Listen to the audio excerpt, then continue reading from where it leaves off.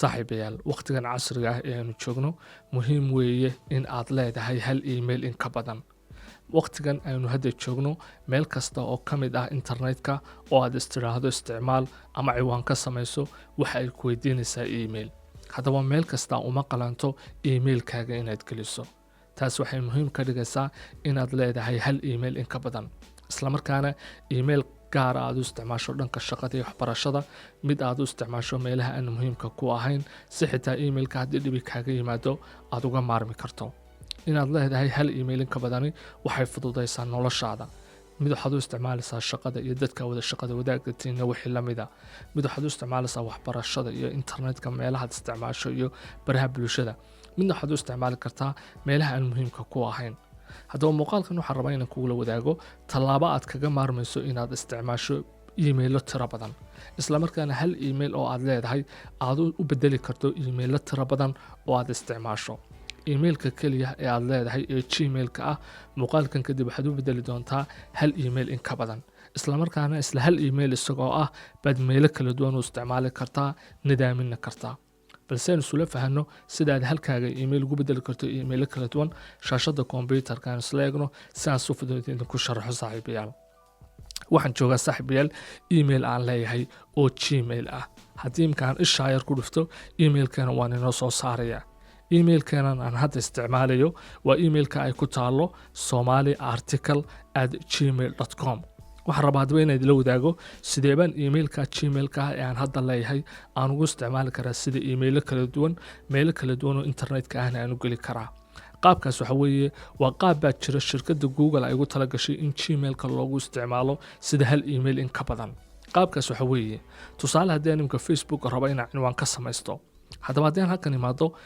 halkii aan gelin lahaa gmail somaliarticle@gmail.com, haddii aan emailkayga gadaal ka raaciyo calaamadda plus waxbaan ku dari karaa. macnaha halkii ciwaankiisu ahaa somaliarticle@gmail.com waxaan ka dhigi karaa somaliarticle, dabadna qoraal baan raacin karaa, dadna @gmail.com baan ka dhigi karaa. imka labadan email waxay u muuqdaan email kala duwan. sida tusaale haddaan kii kale halkaa ku qoro Somali, aan halkan nimaadno emailkayga hore waa kan caadiga ahaa, waa Somali article-ka. haddaan imka rabo inaan ciwaan cusub Facebooka samaysto, waxaan ka dhigi karaa emailkaygan email kale ayaan samayn karaa oo u eg aan si yaro fudud ku idhaahdo. imika emailkaas Somali article aan gadaal ka raaciyey @facebook.com iyo emailkayga halkan yaalla ee Somali article-kani waa isku mid saaxiibayaal. shirkadda YouTube waxay ku ogashahay, shirkadda Google waxay ku ogashahay gmailkaaga inaad u isticmaali karto sida hal email in ka badan. qaabkaad ugu isticmaalayso waxa weeye intaa hore weyna emailadaadu iskaga mid noqdaan somaliarticle@gmail. halkaa aad gmail aad raacin jirtay baad calaamadda plus ku daraysaa, qoraal baad raacinaysaa. kadib emailka wuxuu u muuqanayaa email ka duwan kii hore, haddana waa isla emailkaagii. imka emailkaygan haddaan Facebooka ku samaysto somaliarticle plus facebook@gmail.com iyo haddaan emailkayga ku samaysto waa isla midkii uun. hal email weeye marka fariimuhu soo gaarayaan, laakiin dhankii muuqa waxay u muuqanayaan emailo kala duwan. haddaba tan waxay kaa caawinaysaa meelaha aan muhiimka ku ahayn inaad emailkaaga caadiga ahaa gadaashiisa intaad calaamadda plus raaciso aad halkan wax u bedesho. imka haddaan siraado websiteka Amazon ciwaan ka samaysta, isagana kan Facebook buu haaye. websiteka Amazonna waa kan, waxaan ka dhigay somali@shopping maadaama Amazon ay tahay meel wax laga iibsado. haddaba emailkaaga caadiga ahaa somaliarticle@gmail.com ha ama maxamedmuuse@gmail.com ha ayad waxaad gadaal ka raacinaysaa calaamadda plus, dabadna waxaad ku qoraysaa qoraal la xidhiidha meesha aad emailkaaga gelinayso. tan waxay kaa caawinaysaa hadhow tolo emailadu markay ku soo gaadhaan ee aad joogto emailkaaga qaybtiisa inboxka inaad garan karto email walba meesha uu kaa soo gaadhay. haddaba emailadaada waxaad samaysan kartaa emailo tiro badan, tiro cayiman ma laha. waqtiga aan muuqaalkan samaynayo inta email aad u bedeli karto, tusaale @facebook.com baad samayn,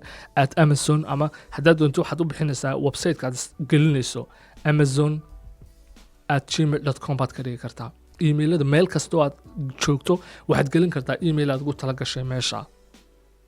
saas aad ka dhigi kartaa.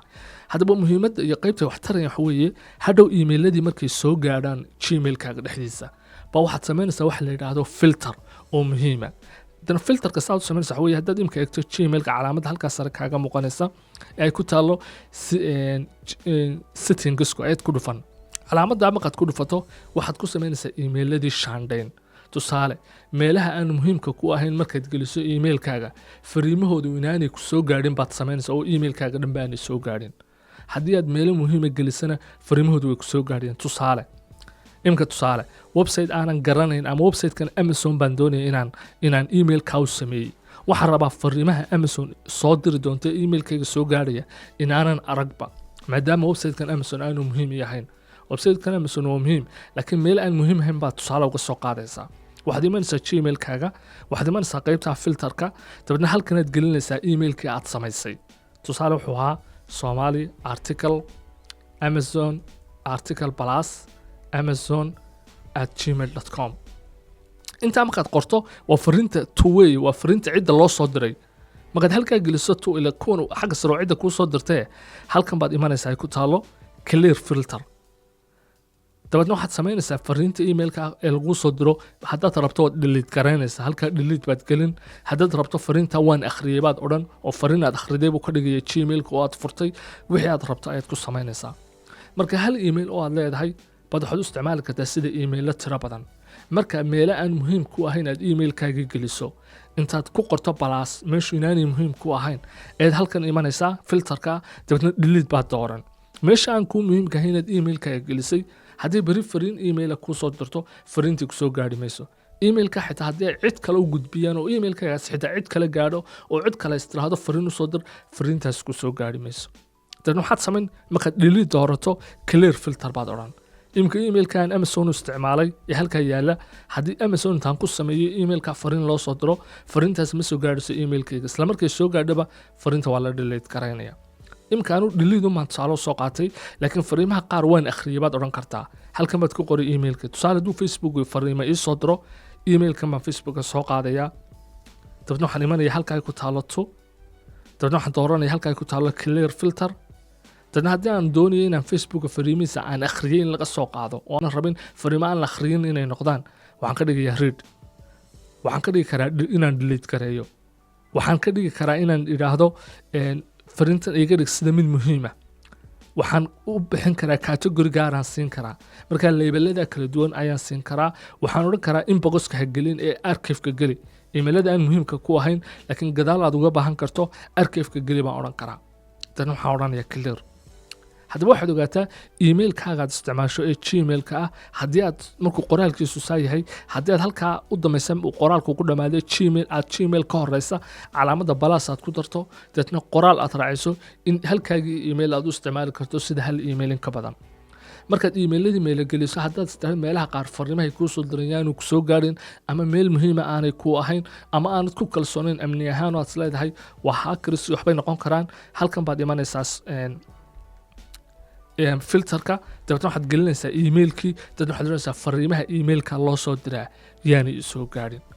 waxay kale kaa caawinaysaa halkii email aad lahayd meelahaad u isticmaalaysa inaad kala qorshayso tusaale haddaad aad Facebook ka dhigto waxaad ogaanaysaa emailka inuu Facebook kuu soo diray aad muxuu ahaa sidoo kale waxaa jira mararka qaar dhaca adeegyada iyo meelaha internetka ah ee aynu emailkeena gelinaa emailkeena way iibiyaanoo cid kale sii siiyaan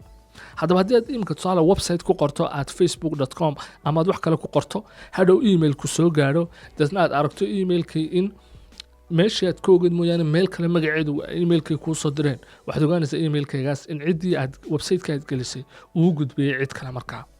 haddaba qaabkaa weeye qaabka hal email oo aad leedahay aad ugu isticmaali karto emailo kala duwan fariimuhu markay ku soo gaadhaanna aad u habayn karto markaa muuqaalkan taas ayaan ugu talagalay saaxiibayna idin kula wadaago waxaan rajeynaya inuu muuqaalkan wuxuu idin faa'iideeyay haddii ay dhacday muuqaalka like noo saar haddii muuqaalkan aan waxba ka faa'iidin waa inaan rajeynin muuqaalkan waa dislike garan kartaa muuqaalkan ka xiga intaan ku kulmi doono aniga iyo idinkaba waxaan idin rajeynayaa khayr wassalaamu calaykum